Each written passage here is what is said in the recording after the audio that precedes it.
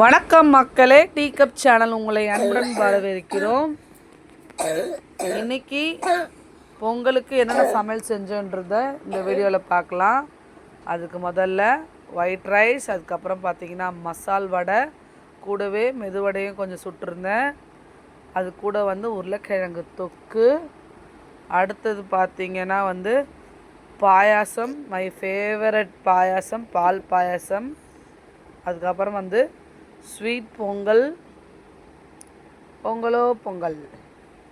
அதுக்கு அடுத்தது சாம்பார், எல்லா காயும் போட்டு பொங்கல் சாம்பார்னு சொல்லுவோம் இல்லையா, அதாவது பொங்கலுக்காக வைக்கும் இல்லையா, அந்த சாம்பார் வச்சேன்.